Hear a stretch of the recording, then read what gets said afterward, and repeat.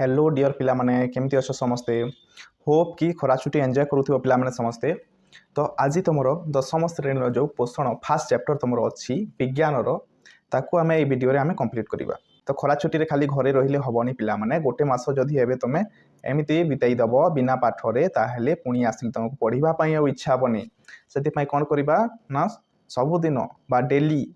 गोटे घंटा निहाती पाठ पढ़िबा तापरे तुमे एंजॉय करो। तो आज आम मेनली फोकस करिया तुम पोषण चैप्टर तुम अच्छी जो खाद्यर प्रकार भेद एवं पोषण प्रकार भेद यही दुईटी आज ये वीडियो रे आम कंप्लीट करिया पिला माने। तो फास्ट आम जानिया पिला माने कि पोषण कहिले कौन हैला। तो पोषण संज्ञा बा डेफिनेशन ऑफ न्यूट्रिशन कौन आम देखिबा। तो पिला माने नोट्स पूरा सिंपल अच्छी समस्ते निज भाषा रे पूरा लिखिबो एग्जाम रे बस बुझापी ये अच्छी एटा भी मोर पूरा सिंपल नोट्स अच्छी तुम आराम से बुझीपार पिला माने आ बहुत सुंदर सुंदर मु डायग्राम रे तुमको बुझे। तो देखिया पिला माने आमे जीव माने निज देहर वृद्धि शक्ति उत्पादन कोष मरामती और जीवन कार्य संचालन पाई जो खाद्य ग्रहण करती और ताकू व्यवहार करती सही प्रक्रिया को पोषण बोली आमे कहि थाउ हैला। पोषण द्वारा जीव शक्ति पाउ थाए एवं देह सुस्थ मध्य रही थाए। बिना पोषण रे लोकटी कौन हम सुस्थ रहिबो कि तुम जदि खाद्य खाइबनी गोटे वीक तक कौन हम ना देह पूरा वीक हो ना पूरा केमती देखा जीवो ना बहुत सुखिला सुखिला देह गुड़ा पूरा देखा जीवो तार पंजरा गणी हो जो कहती से परिका देखाइबो बिना पोषण रे ताको आमे कौन कहि थाउ अपपुष्टि रोग हो जाइछि रे बोलिकी कहि थाउ। तो ठीक अच्छी पिला माने हमें जानी पारले ना शरीर वृद्धि शक्ति एवं शरीर कोष निर्माण इत्यादि कार्य आमको शक्ति दरकार एवं शक्ति कौटू मिले आमको पोषण रू मिलिबो बा न्यूट्रिशन रू आमे पाई थाउ। इठी दर्शाई पिला माने देखुथिबो विभिन्न जीवजंतुंकर निज निज फूड हैबिट थाए एवं तांकर अलग अलग पोषण से माने करि थांती। ठीक अच्छी नेक्स्ट पिला माने नेक्स्ट जीवा आमे पोषण मुख्य कार्य है खाद्य आमे खाऊे आमे जानिले खाद्य खाऊे तार मेन फंक्शन कौन से गुड़िक आमे ये देखा। देख मुझे देती तुम 5टी पॉइंट देखियो पिला माने एग्जाम रे। फर्स्ट है तुम देह को शक्ति जोगाइबा फास्ट है तुम देह को शक्ति जोगाइबा देहर वृद्धि और विकास करवा कोष और तंतु गठन करवा एवं रोग प्रतिरोध क्षमता को बढ़ाइबा एवं देह को सुस्थ और सक्रिय रखिबारे से हेल्प करुछि नहीं एगुड़ाक है आमर पोषण कार्य है। नेक्स्ट नेक्स्ट आम देखा सबुज उद्भिद आलोक श्लेषण बा फोटोसिंथेसिस प्रक्रिया रे निज खाद्य निजे प्रस्तुत करिथाए परिवेश रु आवश्यक पोषण बा न्यूट्रिएंट्स मध्य ग्रहण करिथाए हैला ना गछ माने कोन करिथांती ना से माने फोटोसिंथेसिस बा आलोक संश्लेषण प्रक्रिया रे कोन करंती से माने ना निज खाद्य निजे प्रस्तुत करि पारिथांती किंतु से माने परिवेश रु कोन नउचंती ना से नै थाए कार्बन डाइऑक्साइड नै थाए हैला पत्र रु नब से कार्बन डाइऑक्साइड एवं चेर बा मूल रु कोन नेब से ना वाटर नेब ता संगे संगे से मिनरल्स नै थाए। देन सेकंड पॉइंट प्राणी और अन्य सब जीव खाद्य पाई उद्भिद उपरे प्रत्यक्ष बा परोक्ष भाव में निर्भरशील आमे माने कोन करूछंती ना आमे माने अलगा उपरे निर्भरशील ना हमर खाद्य बा पोषण पाई किंतु गछ माने कोन से माने निज खाद्य निजे प्रस्तुत करि पारुछंती एटा आमे क्लास 6 रु आमे जानि छी हैला। जीव माने उद्भिद द्वारा प्रस्तुत और गच्छित पदार्थ को बा अन्य प्राणी को खाद्य रूपे ग्रहण करिथांती हैला। आमे कोन करिथांतु अन्य प्राणी को खाइ थाउ किंबा अन्य गछलता आमे फीड करिथाउ बा आमे खाइ थाउ हैला। नेक्स्ट पॉइंट खाद्य साधारणतः जटिल अवस्था रे थाए आमे जानि छी जटिल अवस्था रे थाए खाद्य केबे पूरा सिंपल रे तो थाए ना जीव शरीर मध्य रे हा सरल उपादान रे परिणत होई सबु अंग प्रत्यंग रे उपलब्ध होई थाए हैला। आमे जते बेले इंटेक करूछु बा खाउछु सेते बेले कोन होछि ना कॉम्प्लेक्स पार्टिकल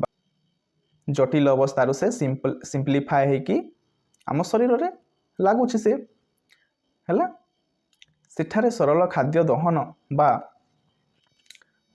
बा जारण जहाँ आम ऑक्सीडेशन बोली कहूचे ऑक्सीडेशन इंग्राजी रे घटी से शक्ति मोचित होता है। शक्ति मोचन एक तथाकथित ध्वंसनात्मक बा डिस्ट्रक्टिव प्रक्रिया गोटे बा ताकू आमे कहूचे आ गोटे कौन ना काटाबोलिज्म बा ओडिया रे अपचय बोली आमे कही थाउ। यह एक मेन पॉइंट ताकू टिके मन रखियो पिला माने।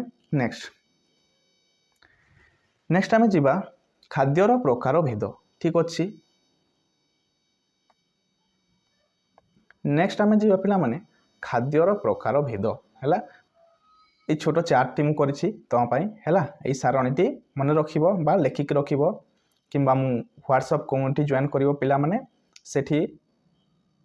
एहार मु पीडीएफ टा मु पठै देबी तुमको हैला। कम्युनिटी लिंक टा डिस्क्रिप्शन रे अछि जाई कि जॉइन हबो सेथिरे। ठीक अछि तो फास्ट आमे देखिबा पोषक तत्व देन तार संज्ञा अछि डेफिनेशन एवं उदाहरण हैला। ठीक अच्छे फास्ट नंबर अच्छी पिला माने हमर कार्बोहाइड्रेट्स शर्करा देह को तुरंत शक्ति दे थाए। चीनी गुड़ आदि रे सुक्रोज रही थाए और कौन फल रस आदि रे कौन रही थाए ना ग्लूकोज रही थाए। श्वेतसार रो खाद्य सहजरे शक्ति आहरण करि थाए। देन ग्लूकोज रो संकेत तो माने याद रखियो पिला माने C6H12O6 हैला जहा कि तुम एठी मु मेंशन करिछि C6H12O6 हैला। एवं से कोठु मिलुछि तार उदाहरण मु एठी दैछि देख चाउल आलू गहम चीनी रुटी मका इत्यादि रु आम कोन श्वेतसार मिली थाए बा श्वेतसार को आमे कोन कहूछु ना कार्बोहाइड्रेट्स जहा को शर्करा मध्य कुहा जाए हैला। शर्करा श्वेतसार रे कंफ्यूज होबनी गोटे जिनिस हैला। ठीक अछि पिला माने। देन आसला हमरो प्रोटीन्स हैला। प्रोटीन्स हमें देखिबा प्रोटीन देह गठन और कोष मरामती रे साहाय्य करे। यहा को देह गठनकारी खाद्य कुहा जाए। प्रोटीन कोन करूछि मेनली हमरो शरीर गठन रे से साहाय्य करूछि पिला माने हैला। शिशु मानक वृद्धि पई यहा अत्यंत आवश्यक हैला। शिशु माने छोट पिला माने तांकर देह कोन थाए ना तार नुआ नुआ देह गठन होथाए ना तार कोन होथाए देह गठन होथाए से टाइम रे कोन हबो ना बहुत सारा हमरो प्रोटीन ताकू दरकार हैला। ठीक अच्छे देन प्रोटीन अमीनो एसिड द्वारा गठित आमे जानिछे प्रोटीन कोन ना छोट छोट अमीनो एसिड को नेकी से गठित होता है एवं मिलुछि हमको कोठी ना डाली अंडा माछ सोयाबीन मांस इथिरे हमको कोन मिलुछि ना हमको मिलुछि प्रोटीन। नेक्स्ट आमे देखिबा नेक्स्ट अछि हमरो चर्बी नहीं चर्बी चर्बी देह रे शक्ति संरक्षण करि थाए और शरीर को उष्म देई थाए हैला। अधिक चर्बी देह पाए हानिकारक मध्य होई थाए हैला। शक्ति कोन से कोन करूछि ना शक्ति संरक्षण ना फैट रो ओ शक्ति हमरो संचित आकार रे देह रे हमरो रही थाए हैला। जेते बेले हमको दरकार पड़े से चर्बी कोन से एनर्जी रे कन्वर्ट होई कि हमको शक्ति देई थाए। देन हमको कोन उष्म रखिबारे हेल्प करूछि। उष्म माने कोन गरम रखिबारे कोन पई से गरम रखे ना फैट होछि गोटे प्रकारर ताप कुपरिवाही से ताप एपटू सेपटे जाई पारिबो नाही सेति पई कोन हम शरीरर निश्चित गोटे तापमात्रा से सेट करके रखुछि पूरा हम शरीर रे नहीं बा ताकू मेंटेन करिबारे से हेल्प करूछि। हमको मिलुछि कोठू देख तमरो घी तेल बादाम पनीर नडिया ए सब रु हमरो मिलुछि कोन ना चर्बी हमको मिलुछि। नेक्स्ट पिटा माने हम देखिबा खनिज लवण बा मिनरल्स तमरो अछि मिनरल्स खनिज लवण हाड दांत और रक्त गठन रे साहाय्य करे। मेनली से कोन कोन गठन रे कार्य करूछि ना हाड दांत और रक्त गठन रे हेल्प करूछि खनिज लवण बा मिनरल्स हैला। एवं देहर समतुलन रखिबारे यार भूमिका अधिक थाए। तार एग्जांपल होछि हमरो किछि एटा तुम देखि पारुथिबो आयरन कैल्शियम हैला आयोडीन सोडियम पोटासियम फॉस्फोरस एगुडा सब हैला। नेक्स्ट तमर अछि विटामिन्स हैला। विटामिन्स आमे पढिचे क्लास 6 श्रेणी आमे पढिचे विभिन्न प्रकार विटामिन्स आमे पढिथिले हैला। विटामिन ए बी सी आमे दे पढिथिले नै ई के डी ए माने थिला तो विटामिन्स देह को सुस्थ रखी थाए और रोग प्रतिरोधक शक्ति क्षमता को बढ़ाई थाए हैला पिला माने। तापरे कोठु मिलुछि हमरो देख कमला आंब गाजर लेंबू ए सब रु हमरो मिलुछि कोन ना विटामिन्स आमे प्रचुर मात्रा रे आमे पाई परिबा। नेक्स्ट हमरो अछि वाटर वाटर अच्छी बा जल जल देहर हजम रक्त संचालन और तापमात्रा नियंत्रण रे साहाय्य करे पिला माने शरीर रे थिबा कोषर साइटोप्लाज्म रे प्रायतः तमर 70 ରୁ 90 भाग कौन रोचे रे पिला माने खाली पानी केवल जल रोची हैला सेति जल बिना जीवन तो संभव नुहे ना ठीक अच्छे तो कौन करुच्ची जल देहर हजम एवं रक्त संचालन रे मेनली हेल्प करुच्ची से एवं आमको मिलिबो कोठु से ना पानी एवं फलरस आखुरस इत्यादि आमको आमर वाटर आमको मिलूची ठीक अच्छे पिला माने नेक्स्ट आमर अच्छी पोषण प्रकार भेद है टाइप्स ऑफ पोषण आम देखा पोषण को मेनली पिला माने आम दी भाग में विभक्त कर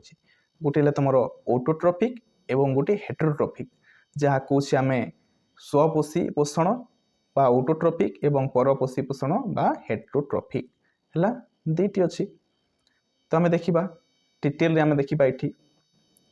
स्वपोषी पोषण बा ऑटोट्रोफिक न्यूट्रिशन बोले आम कौन बुझा पिला माने तो ऑटोट्रोफिक न्यूट्रिशन जो जीव निजे निज खाद्य तैयारी करती से पोषण को स्वपोषी पोषण बा ऑटोट्रॉप्स कहा जाए है क्या ऑटोट्रॉप्स कहबा जे निज खाद्य निजे प्रस्तुत करें पारे जमीती गछलता मुझे शो कर देखुच देखिपु पिला माने डायग्राम रे देख तुम ये देखिपु पिला माने डायग्राम रे मुझे तुमर है केते गुड़िए गछ केते गुड़िए बैक्टेरिया अच्छी आलगी अच्छी से माने कौन करुछंती ना ना से माने निज खाद्य निजे प्रस्तुत करि पारुछंती सेथिपई ताकू आमे कौन कहूचे ना ऑटोट्रॉप्स बा स्वपोषी बोली कहूचे ठीक अच्छे पत्रहरित बा क्लोरोफिल है पत्रहरित बा क्लोरोफिल थिबा समस्त उद्भिद और नील हरित शैवाल सियानो बैक्टेरिया हेउछंती स्वपोषी एमाने कौन ना स्वपोषी किए किए ना जार पत्र हरित रोची बा ताकू आमे क्लोरोफिल कहूँ एवं सियानो बैक्टेरिया बा शैवाल नील हरित शैवाल हेउछि स्वपोषी है यही समस्त जीव सूर्यर आलोक शक्ति को उपयोग करी सबुज कणिका उपस्थिति रे अंगारकाम्ल और जल मध्य संयोग घटाई श्वेतसार जातीय खाद्य प्रस्तुत करिथांती एही प्रक्रिया को आलोक संश्लेषण एवं ए प्रकार पोषण को स्वपोषी पोषण कहा जाए उदाहरण आंब गछ धान गछ शैवाल एवं घास बट गछ एमती बहुत प्रकार अच्छी जहाँकि मुझे तले मेंशन करुच्ची देखीदेव है ये समस्ते कौन ना स्वपोषी नेक्स्ट अच्छी आमर गोटे छोट पॉइंट मन रखा भलिया जिनस ना रसायन संश्लेषण बा केमोसिंथेसिस तो केमोसिंथेसिस कौन पिला माने केतेक रसायन संश्लेषण बैक्टेरिया जेमिकी तुमर केमोसिंथेटिक बैक्टेरिया एक विशेष अजीव रासायनिक पदार्थ बा इनऑर्गेनिक केमिकल रिएक्शन रू मिलुथिबा रासायनिक शक्ति बा केमिकल एनर्जी आहरण करिथाए याकू रसायन संश्लेषण बा कीमोसिंथेसिस कहा जाए है तार उदाहरण किछि अछि तुमर नाइट्रोजेन प्रस्तुतिकारी बैक्टेरिया बा नाइट्रिफाइंग बैक्टेरिया देन गंधक बैक्टेरिया बा सल्फर बैक्टेरिया जहाँ आम कहे एगुड़ा हेले कौन ना केमोसिंथेसिस बैक्टेरिया बा केमोसिंथेसिस माने करिथांती ठीक अच्छे ये गोटे उदाहरण दिखाई देख से माने केमिति एनर्जी से माने पाउछंती ना 2NH3 से माने प्लस 3टा कौन ऑक्सीजन मॉलिक्यूल से माने नौछंती O2 एंड नाइट्रिफाइंग बैक्टेरिया कौन करछि ताकू 2HNO2 प्लस 2H2O रे कन्वर्ट करुछि प्लस से एनर्जी निर्गत करोछि कौन लास्ट रे हमरो एनर्जी निर्गत से माने करोछंती ठीक अच्छे ये दुईटा एग्जांपल अच्छे से मेंशन करि पारिबो एग्जाम रे ठीक अच्छे पिला माने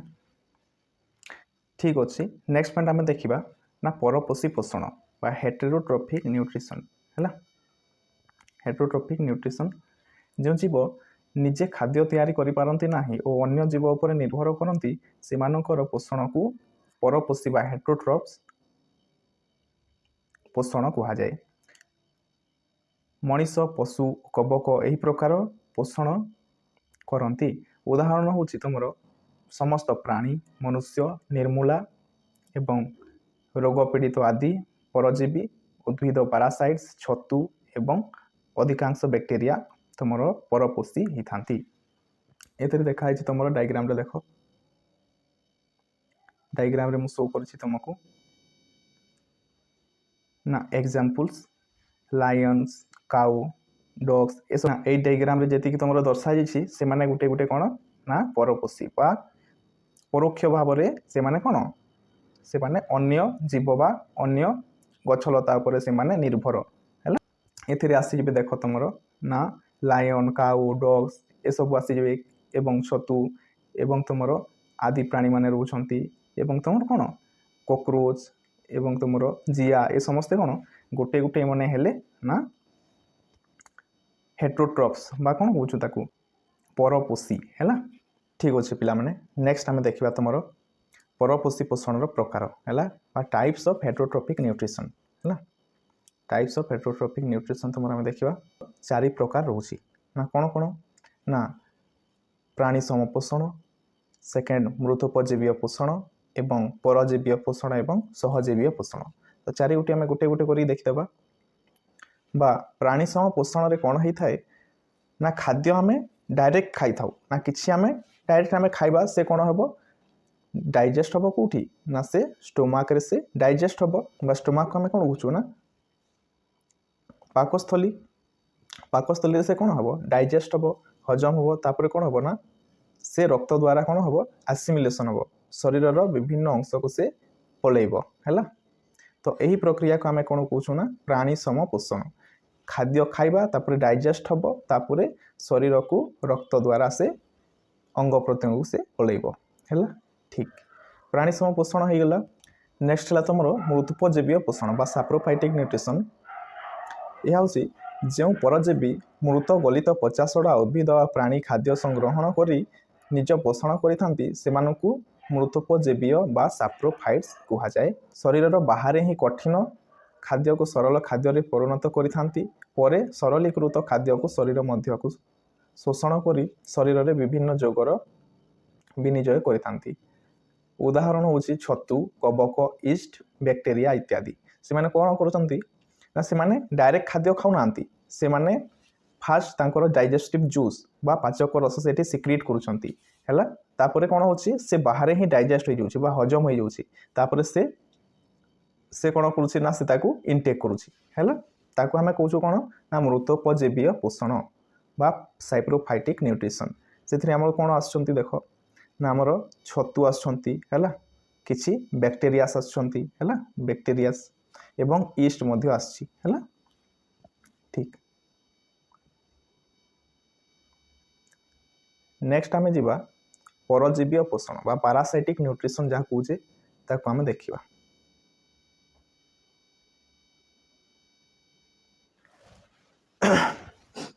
ତ ପାରାସାଇଟିକ୍ ନ୍ୟୁଟ୍ରିସନ୍ ବୋଲେ କ'ଣ ବା ପରଜୀବୀୟ ପୋଷଣ ବୋଇଲେ କ'ଣ ଯେଉଁ ଜୀବମାନେ ଅନ୍ୟ ଜୀବଙ୍କ ଉପରେ ଶରୀରରେ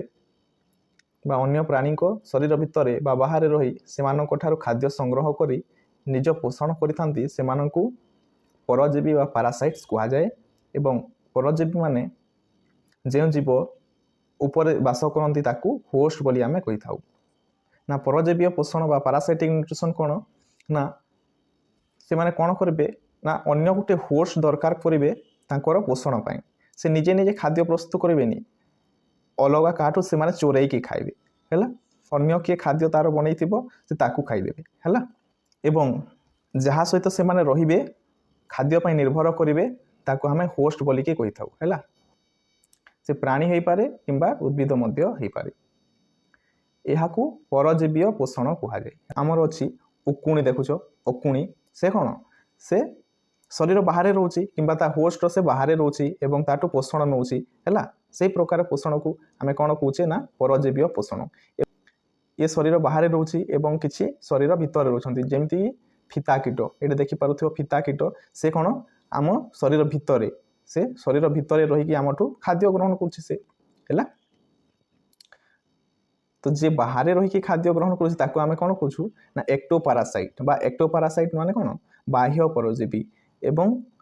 जे एंडोपारासाइट जे कि शरीर भीतर रोचे ताकू आम एंडोपारासाइट कौचु एवं ताकू आम कौचु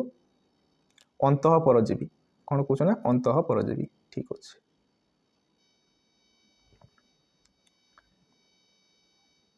ये मुझे देखा चेष्टा करतेक जीवजंतु शरीर भितर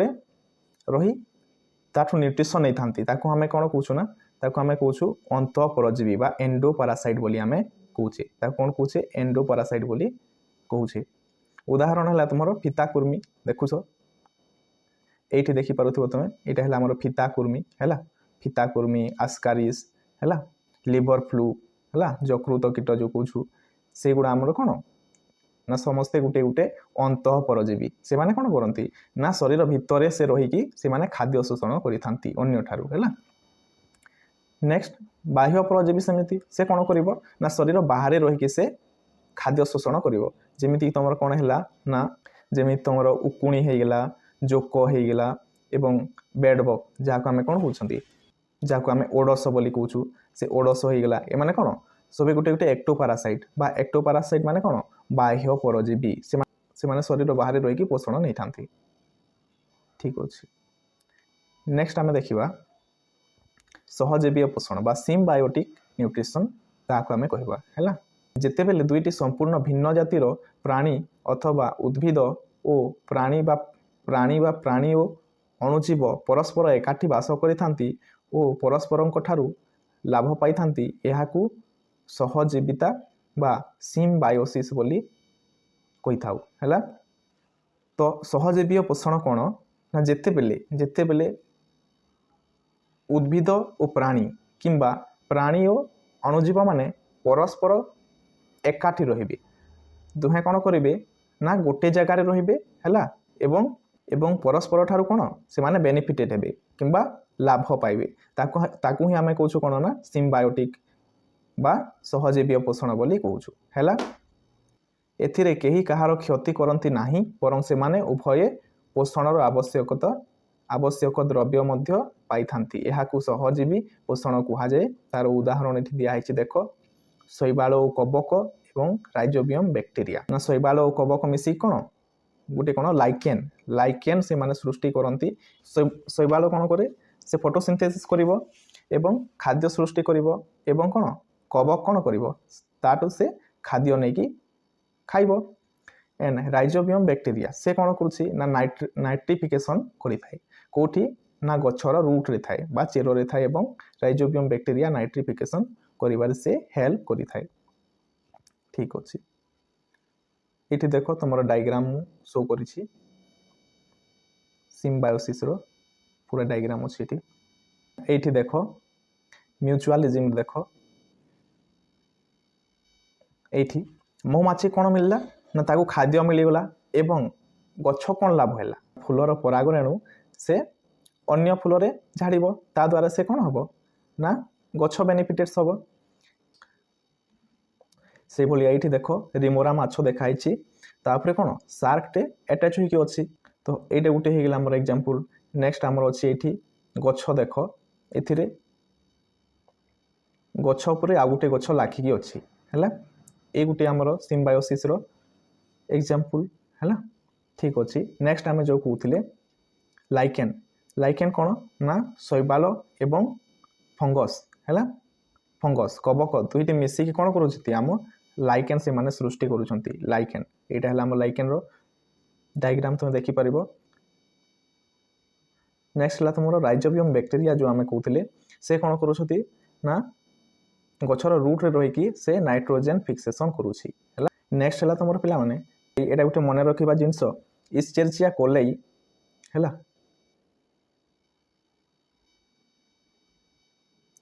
नेक्स्ट पिला माने एटा मन रखा जिनस इस्चेरिचिया कोलाई है इस्चेरिचिया कोलाई नामक बैक्टीरिया निज शरीर में विटामिन B12 साइनोकोबालामिन जहाँ कौन इंग्राजी रे प्रस्तुत करी आमको जोगाई थाए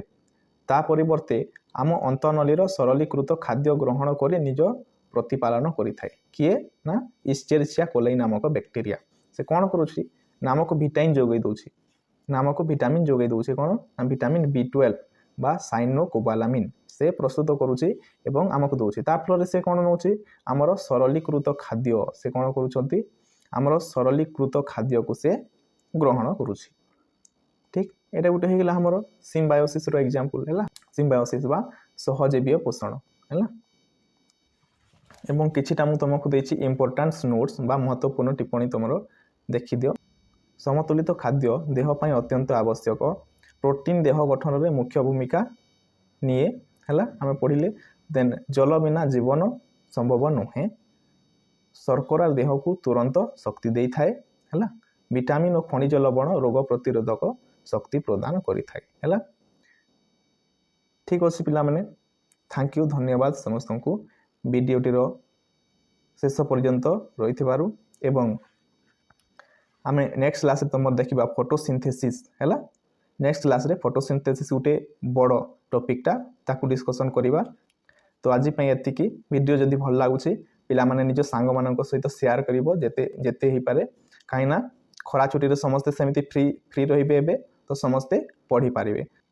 एवं चैनल टी को सब्सक्राइब करके रख जहाँ फल नेक्स्ट टॉपिक आमे जहाँ डिस्कशन करवा तार नोटिफिकेशन तुम पाखक आसीजिवो ठीक अच्छे तो ठीक अच्छे थैंक यू धन्यवाद रही।